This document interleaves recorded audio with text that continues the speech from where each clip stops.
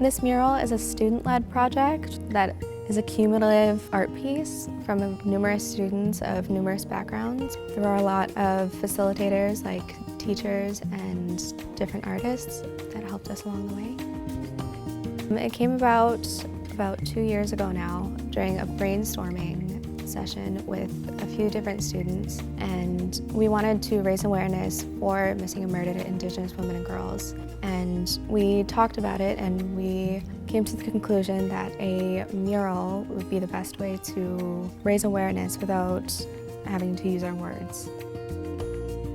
I became involved through the Indigenous leadership class at Stellies Secondary. I was one of the students that was a part of the brainstorming process, and I worked with a lot of different students in the Indigenous leadership class, and I worked with a few of the teachers at Stellies, and I had the honor of working with Sarah Jim and different elders from the community. I was invited to facilitate this mural project because of my role in the community. I'm an artist and I work on the land doing environmental restoration. We all work together to create this image of this powerful woman surrounded by medicines and ancestors, plants, animals, the land. We were working together to give each other strength, but also to give this woman strength and all those affected by the missing and murdered Indigenous women epidemic. As an artist, I approached the mural with the intent of really amplifying the voices and the thoughts and ideas of the youth. There are Coast Salish elements all throughout this mural to represent not only the culture and the tradition, but also the land and the teachings. So our art comes from the land. It's found in the bones of fish, it's found in the bark of trees, and adding Coast Salish art to the plants and animals just kind of honors their existence and the relationship we have with them. It was really enlightening to see how aware these youth are and were. And I just felt so honored and humbled and blessed to be a part of that. I'm glad I could guide that process and be someone who they could share their thoughts with. This project is important because it highlights the gruesome reality we have in this country. Indigenous cultures, Indigenous women are so susceptible and vulnerable to atrocities. And being aware of this, talking about it, we need to spread the word of what is going on to mitigate and amplify the voices of the youth. I feel like the strength of the design and the mural and all of the iconography within is strong because it was a collective project. We had so many different perspectives and ideas that made it a cohesive and powerful image. Edna was the one who suggested we put little critters around and creatures because those are the ancestors kind of supporting and guiding this Indigenous woman in the image. And I would have never thought of that, Just having different minds think about this in their own individual way was a really powerful tool. I feel honored to be a part of the mural. It was inspiring to see so many different perspectives come together to form one beautiful art piece that is the mural. I think this project is important because it raises awareness to missing and murdered Indigenous women and girls, and it provides an outlet for a lot of different people throughout the school and the community to do their own research and to start conversations and to possibly create change. I think the story of the mural is the woman in the red dress being surrounded by different medicines and different creatures that represent her ancestors. And it also provides a landscape that is what a healthy environment would look like.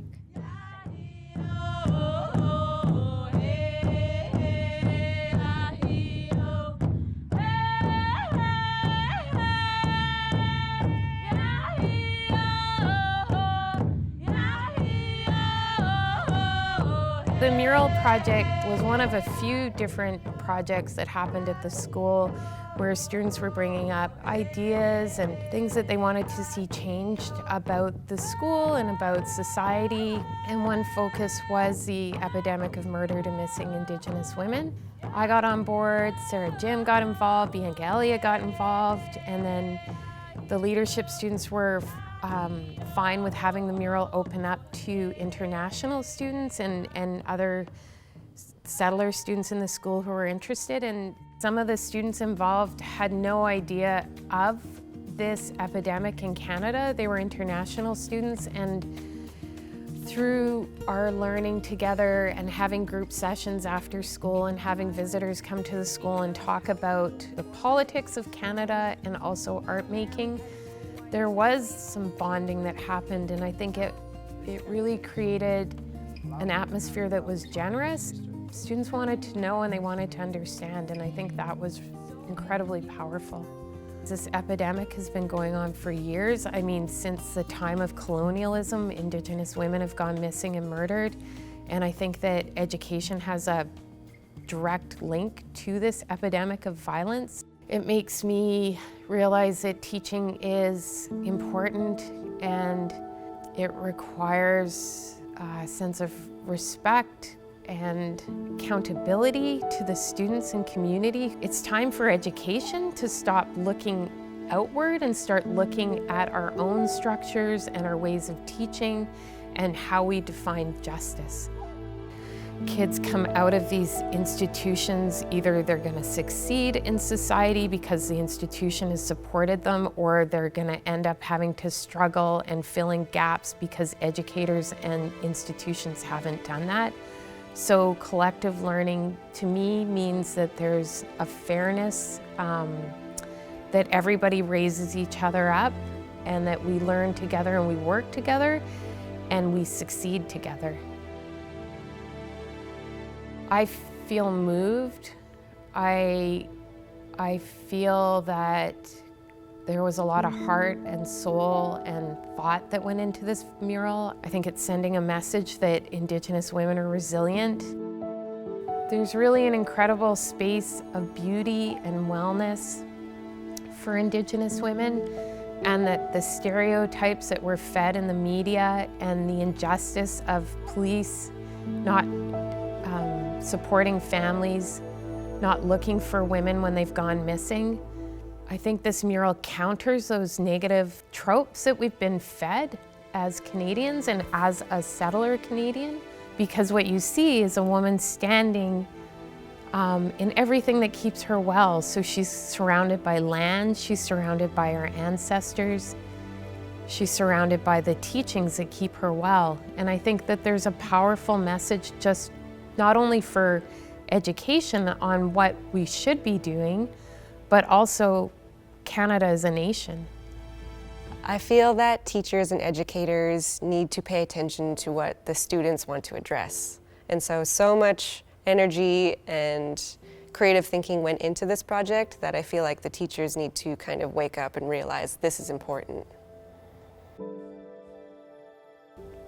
I think educators and schools need to think about the different levels of sincerity that they need to bring when talking about missing and murdered Indigenous women, both with Indigenous students and otherwise, because a lot of students can have different feelings regarding what missing and murdered Indigenous women means and how different people may react during those conversations.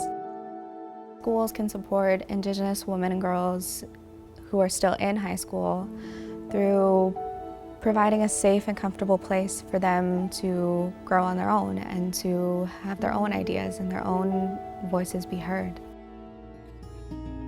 I am extremely pleased with how this mural turned out. I'm so proud of everyone who was involved. There was just so much good energy, and I'm glad there was a safe space that was created to put these thoughts and ideas out there and, not be judged for them or not feel like it was wrong to have these feelings. But I'm glad we built this little community and had that project and did the work to make people aware of what's going on this land. I think the mural can bring justice to missing and murdered Indigenous women and girls through inspiring conversations between different people in the community. And I think that with those conversations, possibly change can be made. The mural is a constant reminder that change needs to be made, and I think the best way that people can do that is to view missing and murdered Indigenous women through an Indigenous lens, and I think that lens can be provided through the mural because it is such a collective piece from different Indigenous cultures throughout the island. My last thoughts about the mural would be for people who see it almost every day or daily to think about what it means to Indigenous people to have their art pieces be seen and their voices be heard, and to think about what it means to different families and different communities who have their own stories regarding missing and murdered Indigenous women and girls. They need to be sincere and honest and have a level of sensitivity when talking about missing and murdered Indigenous women and girls.